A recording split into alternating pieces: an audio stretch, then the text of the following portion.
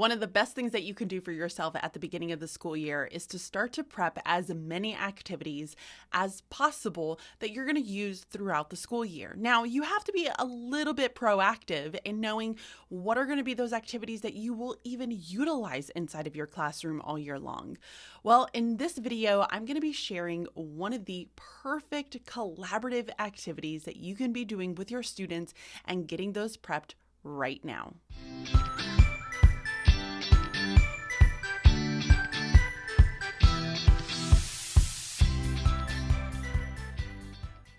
So grammar is often a topic that is a little bit challenging to teach, mainly because there are so few resources that are out there that are really beneficial and engaging for students.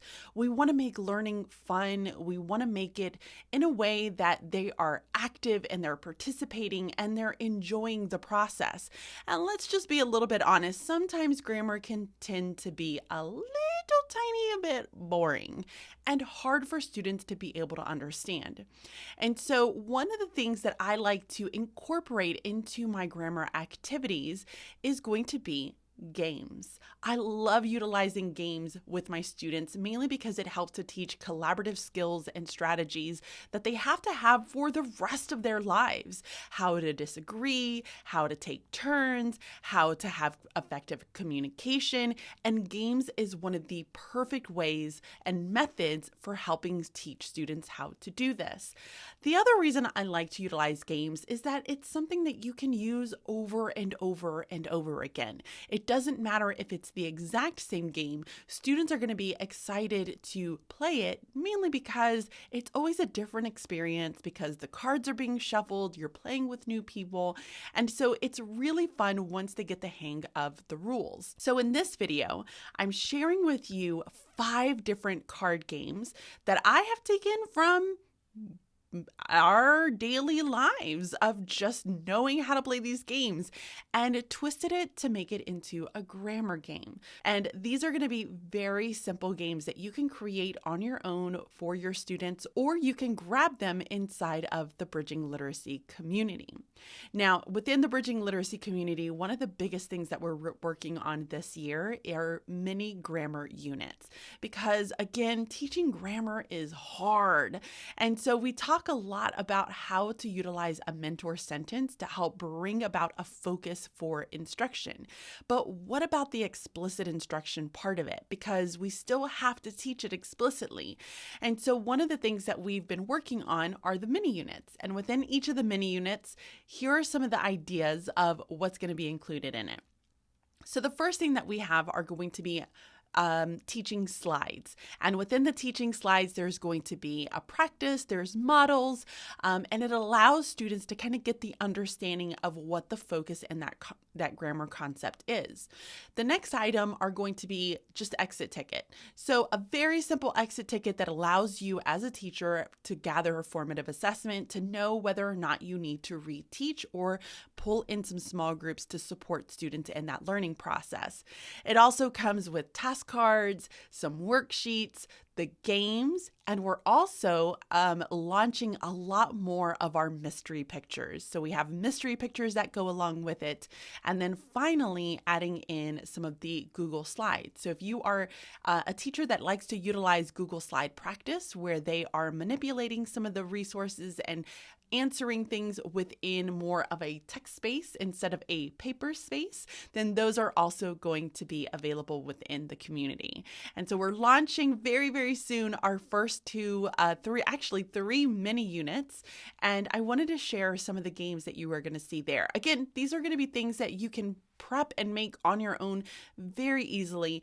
They're highly engaging with students, and it's going to offer that repeated practice that we have to give students in order for them to be able to retain that information. So even if you introduce the concept, you have students play this card game, but then after about a month, you bring the card game back out as like an independent activity that they can do with friends or peers. They're still practicing those concepts and tapping into that retrieval practice in order to see if they can remember the concept or the content that they've been taught. So let's go ahead. I'm going to jump into the very first one, which is going to be a favorite. So this one is spoons, and it's part of speech. So parts of speech is great to teach at the beginning of the year because of the fact that you need parts of speech in order to be able to identify them for your mentor sentence, especially if you are a teacher who is utilizing mentor sentences inside of the classroom. So the game Spoons is all about parts of speech. So on every single card, we have various types of parts of speech. And within that part of speech, they basically are trying to just create four of a kind in order to grab a spoon. So let's kind of switch the view here and let's look at how to play the game. All right, so let's get into how we play this game. So you will need a deck of cards that has parts of speech, and you can have some various types of parts of speech for students to be able to identify. So you could do nouns, you can do verbs, you can do adjectives, pronouns, or proper nouns. You can get very specific depending on what it is that you are teaching and working with your specific groups of students. So in this specific card game, we provide the nouns. We also provide adjectives, verbs, interjections, and then we have some fillers that are also in there as well. So you can pick and choose the cards that you would like to use. And then we also give a way for you to print it so that you can see the title of it. And that way it's easier for you to be able to organize it and utilize it year after year. So for this activity, you're going to make a group of about 4 to 5 students. And then using the card below, you're going to have any of the categories that you end up picking, and students are going to shuffle the card.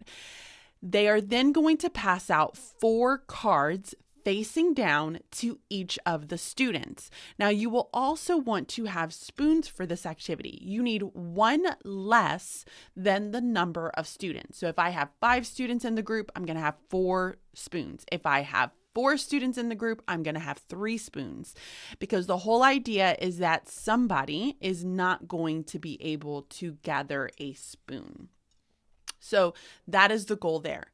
So what will end up happening is that the dealer will basically, once you have your 4 cards, the dealer will look at their cards, and then they're going to decide on which one they would like to remove. So they could say, I have creep, tisk, tisk, ga, and play. So I'm going to get rid of play, and I'm going to move that to the person next to me. That person will then pick up that card and decide if they would like to keep this one or pass it. So they continuously keep passing around cards until somebody has 4 of a kind. When somebody has 4 of a kind, they grab a spoon, and then everybody else will end up trying to grab the spoon as well. The person who spells, the player who is left has to take a letter. So this one also comes with the letters here. So it spells out spoon. But the person who does not get a spoon at the end has to take a letter. The person who spells the word spoon first is eliminated, and then the last player standing wins. I'm going to be very honest. I never have students get to the point where they spell spoon, just because it takes a little bit. It's a very long game. So we play as many as possible to see how many letters the students will end up getting. But the majority of the time, I make them end up quitting the games before they are able to actually spell the word spoon totally.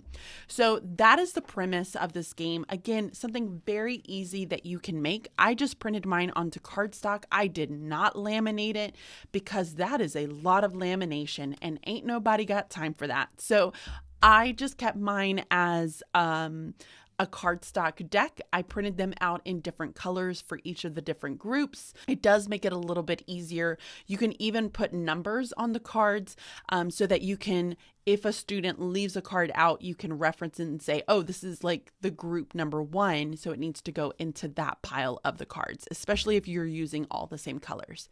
Okay, so that is the first game, and it's called Spoons. What's so nice about that activity is that you can utilize this for lots of different concepts, not just part of speech. You can use it for various objects that are happening.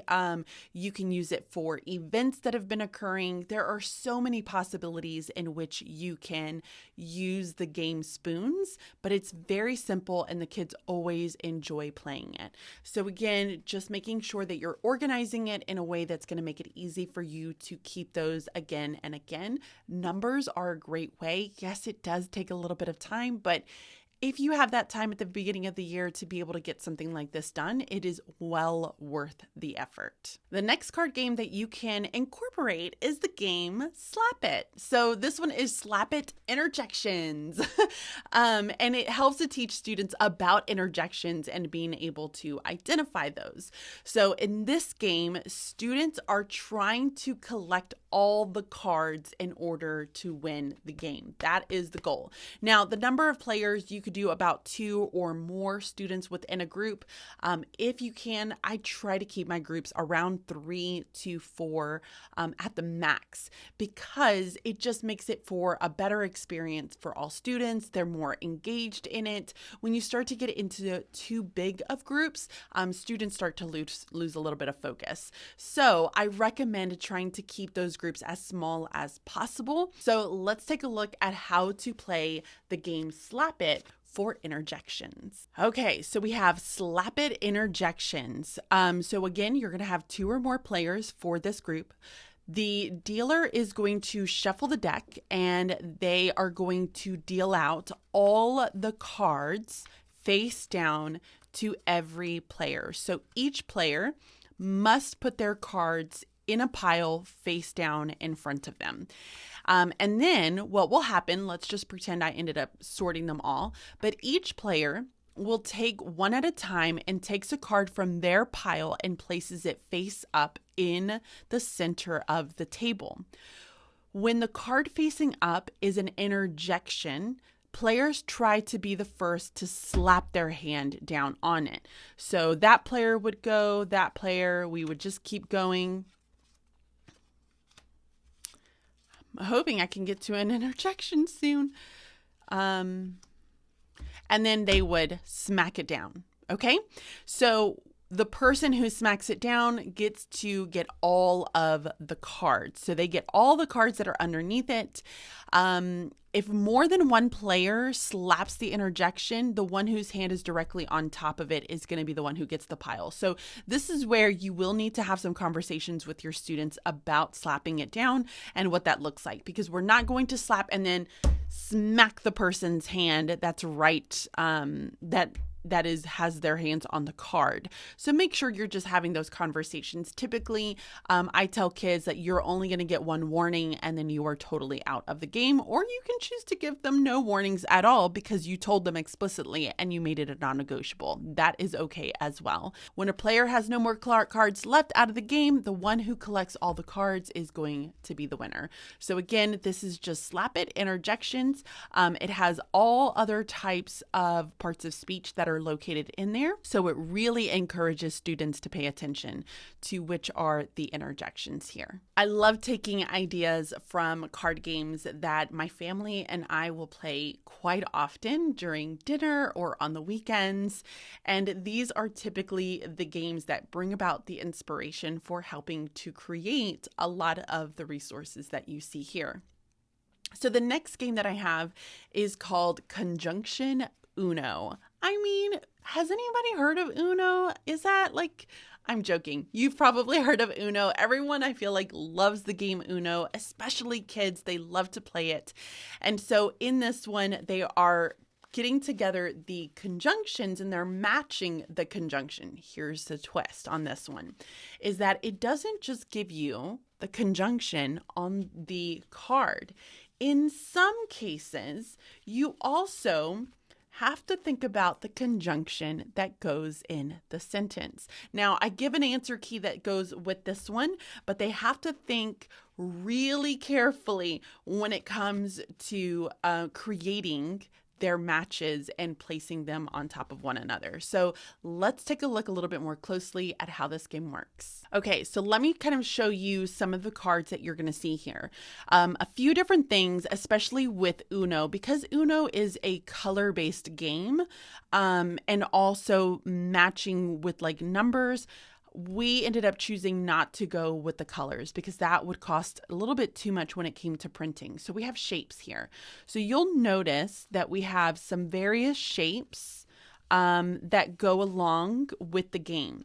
So not only can they match for their conjunction, but they can also work to match with shapes as well. And there are going to be some of those cards that are special cards. So you have a draw 4, a draw 2, you will have a reverse that's in here as well. So it very much follows the flow of what Uno is like.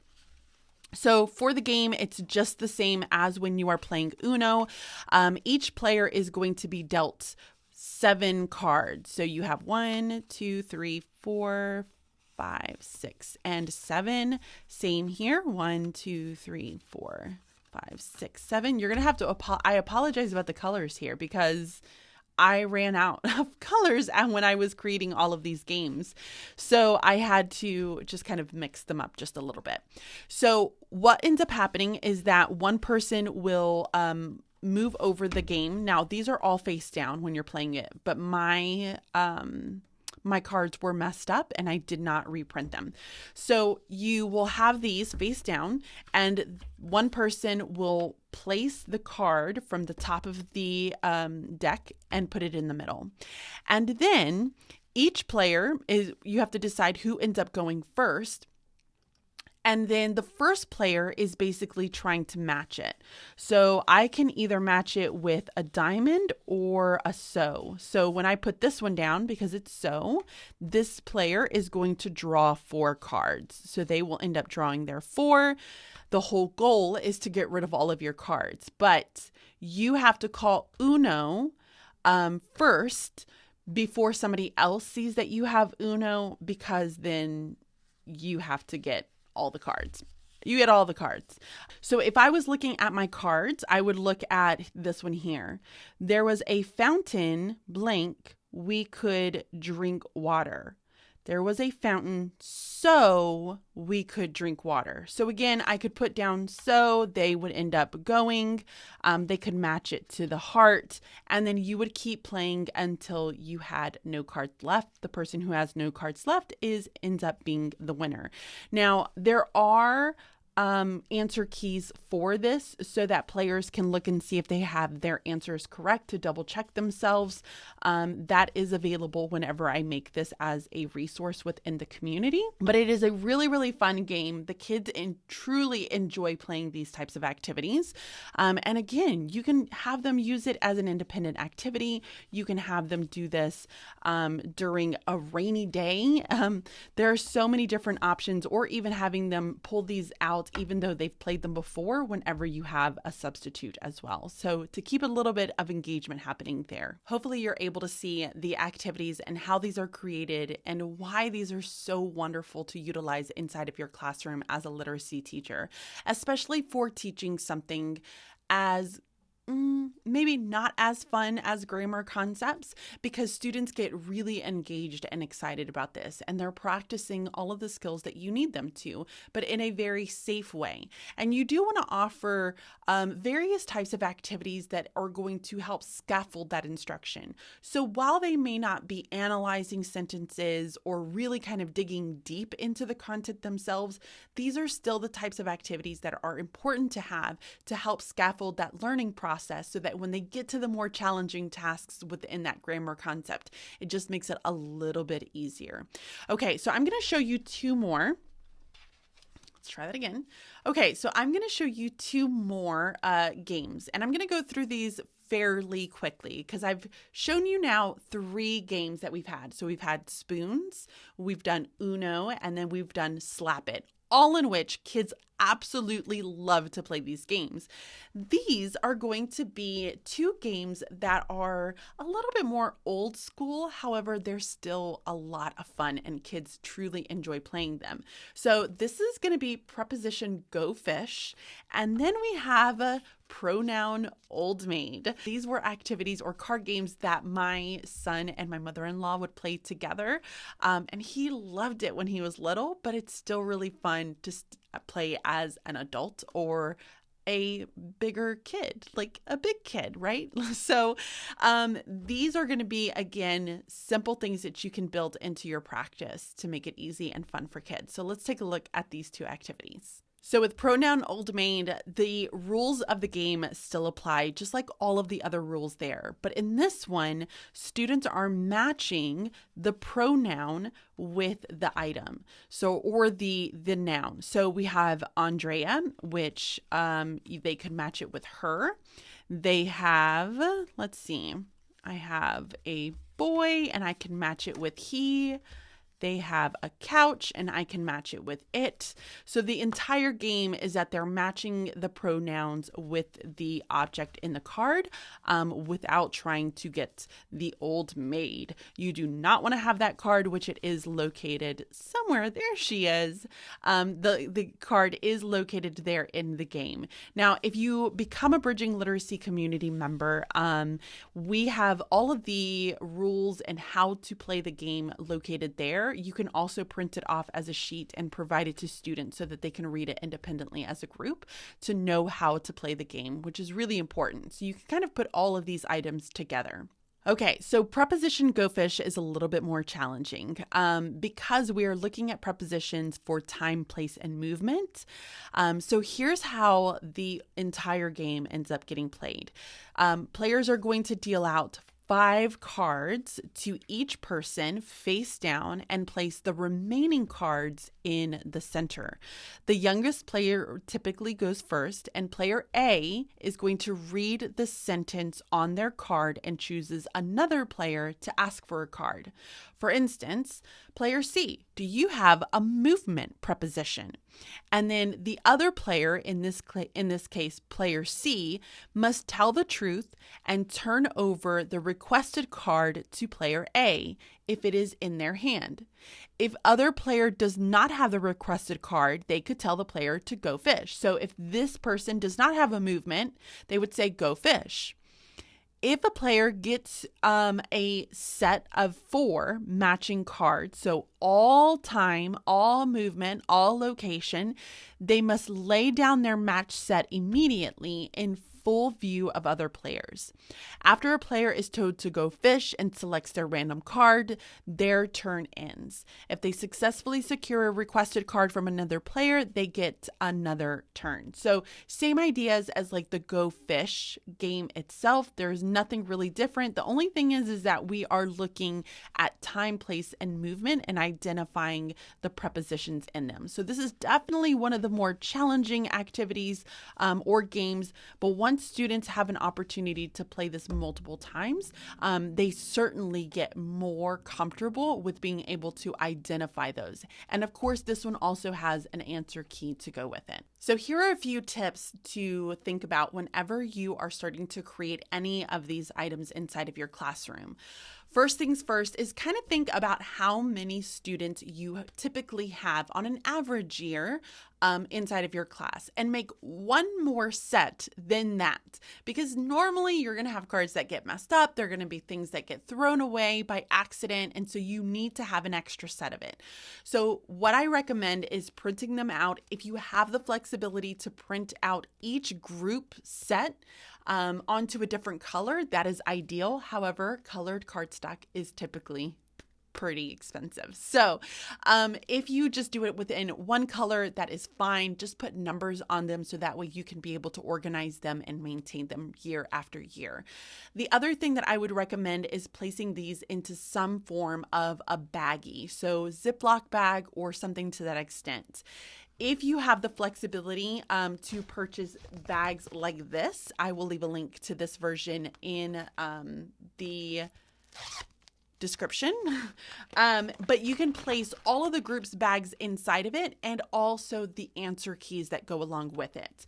So I would have these and the answer key that's inside of that. That way it makes it a little bit easier for you to be able to manage it. The final tip that I have for you is that if you want to try to conceal the answer key a little bit more than just handing them the piece of paper, then what I would recommend is getting a manila envelope. It's just kind of those half sheet versions that you can just fold up the answer sheet, place it inside of there. So this is what that would end up looking like. Again, it's just a manila folder and you can just fold it half a page and place it on the inside, just write answer key onto it. That way students know, oh, this is the answer key if we need to look at the answers. But it also prevents them from trying to look at them if you just give them the sheet of paper, because that typically will end up happening. But that is just some ways for you to be able to organize it a little bit better, so to keep it maintained in a space that, again, you're going to utilize it. Because if it's not organized, it feels like a mess every time you try to take it out of your closet, then you're not going to use the games with students.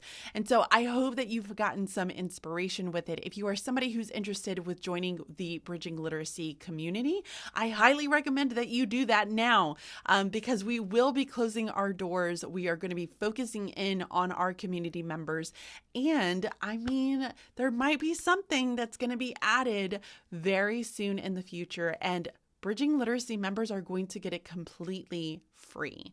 So we've been talking a lot about incorporating math into the community and having that as a resource or as an add-on. But if you join now as a BLC member, you are going to get math at no extra cost. That's $14.99 a month, or if you want to do for the year, it's $149 for the year. And that means that you get not only literacy concepts, but also the math that's going to be releasing as we go on throughout the year, and then full-fledged starting at the beginning of next year. So it is definitely something that is worth joining now to be able to gain access to all of those resources. We are a community for 3rd through 6th grade teachers, and we are very excited about the things that we are launching along with the grammar mini units, more of these types of card games and activities that you can play with your students and have it fun and engaging and just get kids excited about learning. If you have any questions, I would love to hear them. Please leave them in the comments. You can also email me at bridget@bridgingliteracy.com, and I'm happy to assist you in any way possible. Thank you all so much for watching this video. Don't forget to like the video, subscribe if you have not already, and hit that notification bell. I'll see you all next time. Bye.